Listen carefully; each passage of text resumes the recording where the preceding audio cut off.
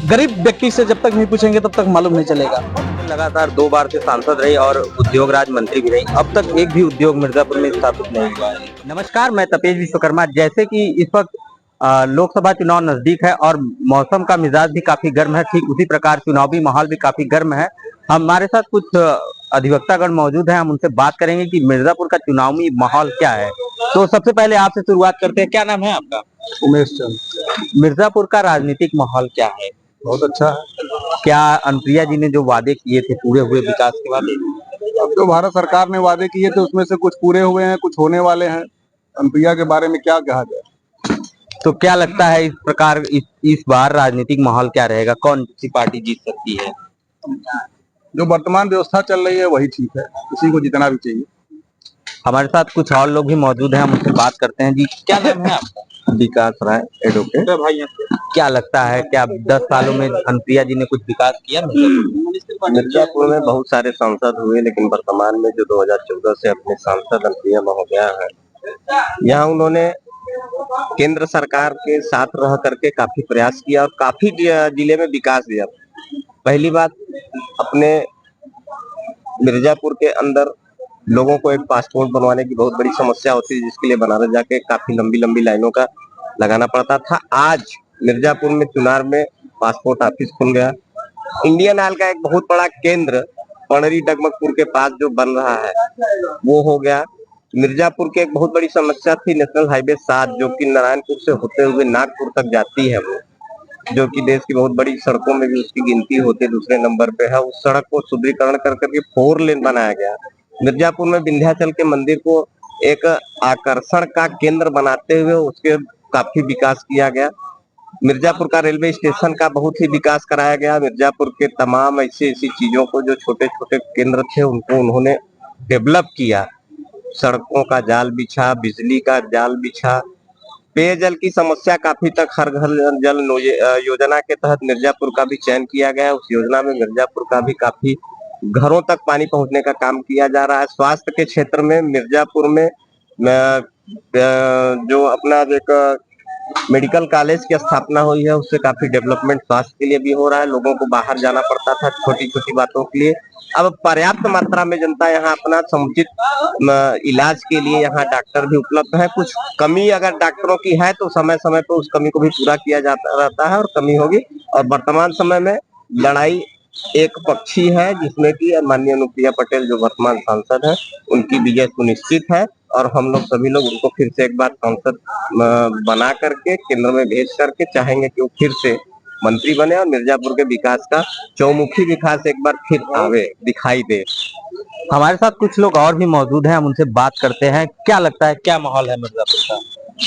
माहौल तो ठीक है, हम तो यही कहेंगे कि सब लोग आंख बंद करके वोट ना दें, आंख खोल के वोट दें, क्योंकि समाज के बारे में सभी जानते हैं क्या हो रहा है क्या नहीं हो रहा है।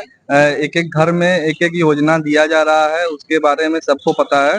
तो जिसको जिसको जिसको ऊपर जिसको जितना विश्वास हो उसको वो वोट दे, जागृत अवस्था में। आंख बंद करके वोट ना दे वो, बस यही कहूंगा। क्या लगता है मिर्जापुर और एक बात ये कहना चाहूंगा, हम लोग के अधिवक्ता के बीच में आए हैं एडवोकेट प्रोटेक्शन एक्ट के बारे में, जो कि आप हमारे जैसे अनुप्रिया पटेल की बात कर रहे हैं, तो वो भी कैबिनेट मंत्री एक ही है, कैबिनेट मंत्री ही हैं।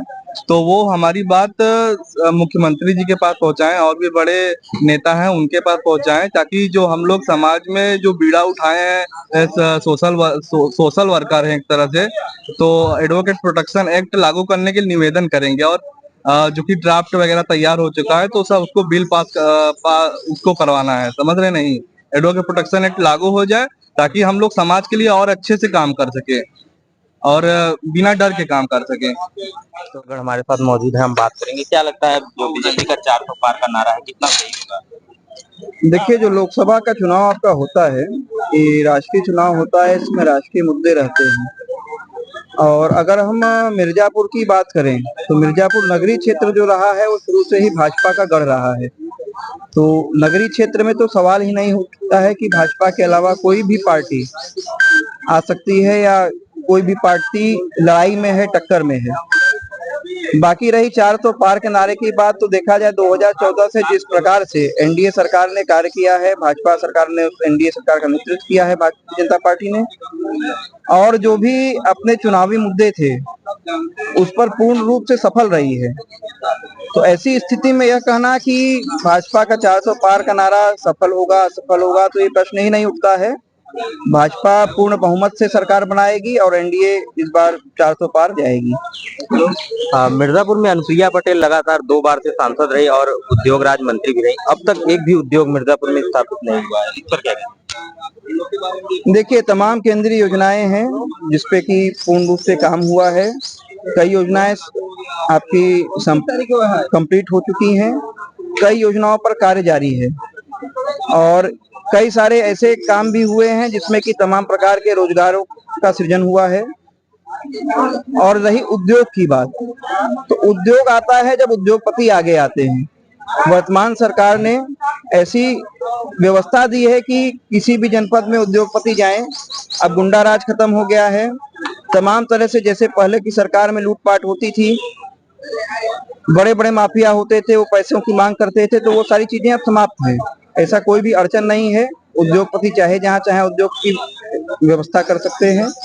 और जो इस सरकार ने कार्य किया है, तमाम तरह के उद्योगों को इंसेंटिवाइज किया है और उसके साथ ही तमाम तरह की सब्सिडी दी गई है। जो भी उद्योगपति हैं, सब्सिडी सरकार विभिन्न प्रकार की दे रही है, उद्योग लगा रहे हैं लोग। तो ऐसी स्थिति में यह कहना कि किसी भी प्रकार का उद्योग नहीं आया है, ये गलत होगा, असत्य है।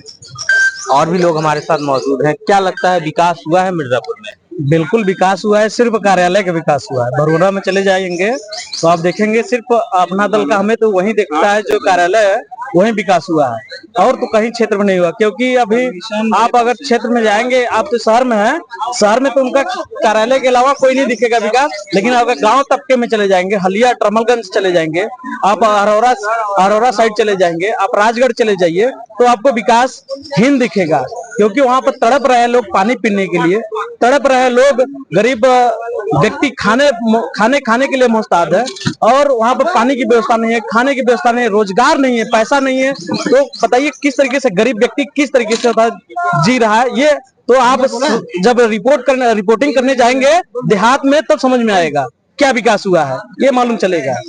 विंध्य कॉरिडोर बना, हाईवे बना, 6 लेन हाईवे भी पास हुआ, उसके बाद मेडिकल कॉलेज भी बने और विश्वविद्यालय भी पास हो चुका है। तो ये क्या विकास नहीं है? आप अभी विंध्य विश्वविद्यालय जो बन रहा है, अभी तो बन ही रहा है।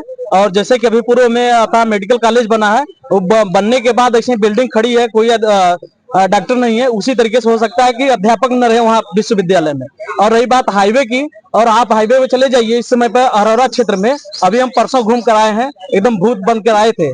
आप इतनी गर्दा है, इतनी डस्ट उड़ रहा है, वो कौन सा हाईवे है? और आप चले जाइए, हम कह रहे हैं कि हलिया क्षेत्र में कहीं भी चले जाइए, आपको मालूम चल जाएगा। आप केवल शहर में रिपोर्टिंग करने से आपको ये माहौल नहीं दिखेगा, जब तक क्षेत्र में और पब्लिक से जब तक नहीं पूछेंगे तब तक मालूम नहीं चलेगा। जैसा कि जानते हैं, ये कार्यक्रम का समापन की ओर हम चल रहे हैं, और एक आखिरी सवाल, क्या लगता है जो विकास के दावे हुए थे पूरे हुए? नहीं, विकास के दावे कोई पूरे नहीं हुए। बस मोदी जी जो भी आज 10 साल में वादा किए, उन्होंने किसी भी वादे पे खरे नहीं उतरे। चाहे वो 15 लाख का जुमला रहा हो, चाहे 2 करोड़ नौकरी की बात रही हो, इस पे किसी पे भी, चाहे कोरोना वैक्सीन के नाम पे इलेक्ट्रिकल बॉन्ड के जरिए उन्होंने 55,000 करोड़ का जो चंदा लिया, चाहे उसकी बात रही हो, किसी भी चीजों पे मोदी जी ने खरा नहीं किया। तो आपने देखा कि तमाम लोग मौजूद रहे, पक्ष और विपक्ष दोनों की बातें हुई, क्या माहौल रहा राजनीतिक, कुछ हमें पता भी चला। तो ऐसे ही खबरों को देखने के लिए जुड़े रहे हमारे साथ। खुला सच के लिए तपेश विश्वकर्मा की रिपोर्ट।